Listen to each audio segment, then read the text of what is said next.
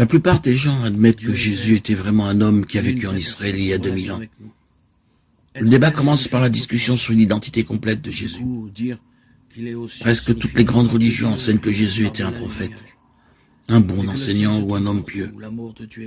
Mais la Bible nous dit que Jésus était infiniment plus qu'un prophète, un bon enseignant ou un homme pieux. Le chrétien ne dit pas mon Père, mais notre Père, car il a conscience que c'est ensemble et dans le Christ que tous Nous les pouvons baptisés être sont prêts à accepter Jésus comme un grand maître de morale, Nous avons reçu l'Esprit, mais nous ne pouvons pas accepter sa prétention à être Dieu par lequel nous crions pour la plupart des Abba, personnes. Père. C'est un Dieu peut homme avoir un nom, car il de nous grande parle mystère qualité, cognitif. un homme Il révèle son nom. qui n'était qu'un homme et qui disait le genre de choses que Jésus a dites, ne serait pas un grand maître de morale. Il serait soit un fou même, au même titre qu'un homme qui se dit un œuf poché, soit le diable de l'enfer.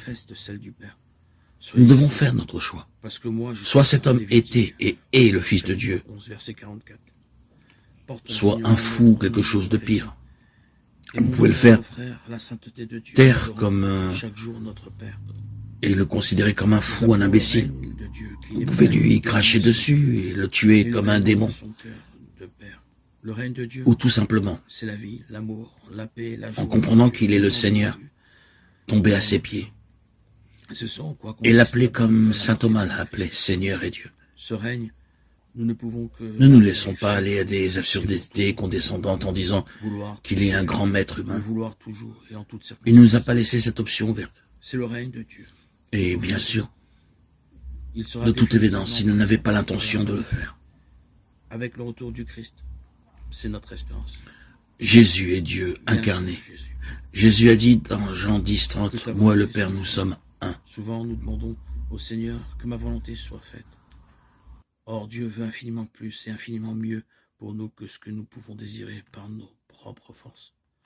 S'ouvrir à la volonté de Dieu, c'est donc le laisser agir dans notre vie. Car même s'il est toujours puissant, il a voulu avoir besoin de notre oui. Alors, il fait des merveilles, comme dans la vie de chacun d'entre nous. Comme il a fait pour la Vierge Marie, elle qui a dit qu'il me soit fait selon ta parole. Mettons notre confiance dans la volonté du Seigneur, qui n'est jamais contre nous, mais qui veut toujours notre plus grand bien. Tout vient de Dieu. Il a tout créé au ciel et sur la terre. En demandant que sa volonté soit faite partout, nous désirons que rien n'échappe à son amour, qu'il soit tout en tous.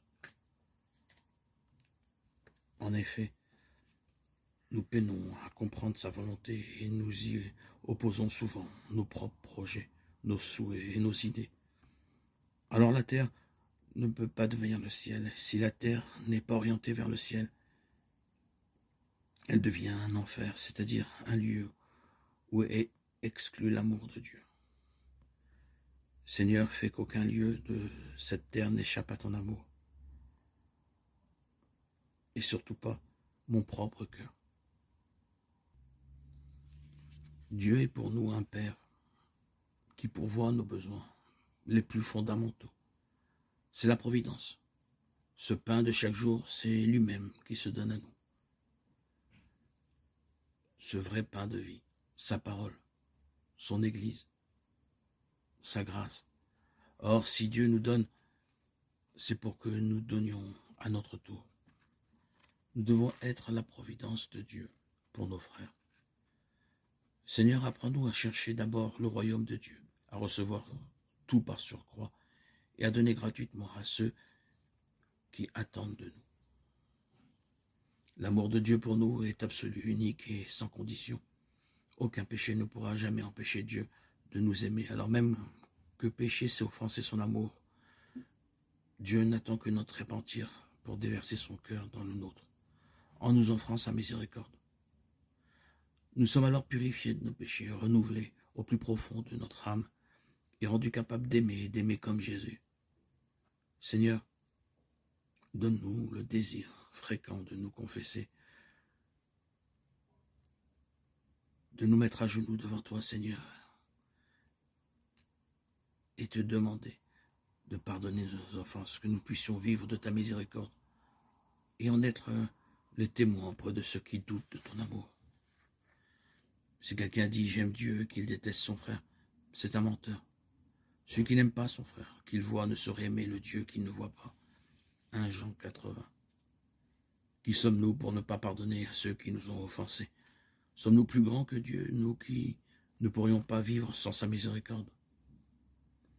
En effet, quand nous faisons l'expérience du pardon de Dieu, qui nous a aimés le premier, nous sommes rendus capables d'être miséricordieux envers nos frères. Seigneur, fais-nous la grâce d'aimer, pardonner inlassablement à nos frères par amour de toi. Satan est l'ennemi de Dieu, et donc aussi le nôtre. Il veut nous faire chuter pour faire échec à l'amour de Dieu. C'est la tentation. Jésus a subi ces tentations et les a surmontées. Nous partageons la victoire du Christ lorsque nous ne succombons pas aux tentations. Orgueil, mensonge, égoïsme, impureté et vie sans Dieu. Et si nous sommes exposés à la tentation, c'est que Dieu le permet pour nous faire grandir dans l'humilité, la liberté et la sainteté. Seigneur, donne-nous la force de te choisir et de te rechoisir sans cesse, sûr que nous ne serons jamais tentés au-delà de nos forces. Le mal désigne tout ce qui nous détourne de Dieu et détruit peu à peu notre ressemblance à Dieu. Ayant été créé libre, le mal nous rend esclaves. Demander d'être délivrés du mal, c'est reconnaître que nous ne pouvons pas nous en libérer nous-mêmes. Nous avons besoin du salut de Dieu, donné en Jésus-Christ mort et ressuscité pour nous. Seigneur, apprends-nous à discerner le bien du mal et fais grandir en nous le désir de ton salut. Par notre Amen, donne-nous de confirmer notre foi en toi et notre adhésion à ton amour.